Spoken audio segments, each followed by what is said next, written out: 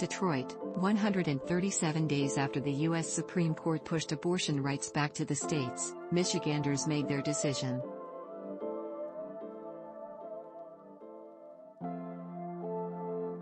Proposal 3, the ballot measure for a constitutional right to reproductive freedom that broke state records for signatures and campaign donations, will pass, the Associated Press projected at 3:25 a.m. Yes votes were leading 55.6% to 44.4% when the AP called it. Proposal 3 was the most expensive ballot measure fight in Michigan history, as Campaign Finance reports 2 weeks before the election showed both sides drew in more than $50 million combined. Follow the money. Prop 3 fight eclipses $50 million. The measure also broke a Michigan record for most signatures submitted for a constitutional amendment proposal, as leaders turned in more than 750,000 signatures in July. Despite the support, Proposal 3 almost didn't make the ballot because of a word spacing error that was resolved by the state Supreme Court.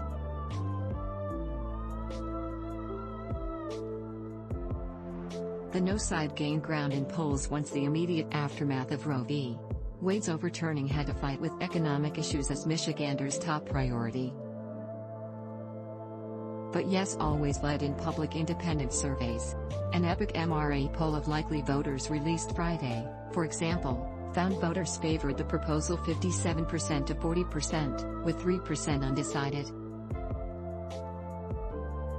Proposal 3 guarantees a fundamental right to things like prenatal care, childbirth, postpartum care, contraception, sterilization, abortion care, miscarriage management and infertility care, according to the full language that will go into the Constitution.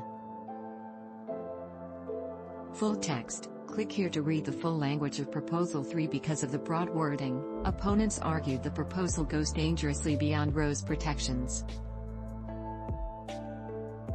The ballot summary said it will invalidate state laws conflicting with it, and the opposition has argued that includes dozens of health and safety regulations plus parental consent laws. But supporters argued the intent is to overrule laws like Michigan's 1931 abortion ban.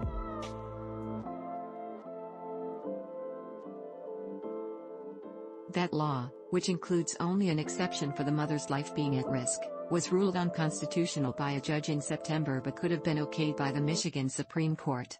It's not that abortion is going to be like a free-for-all procedure, Dr. Leota Sangtani, an Ann Arbor OBGYN,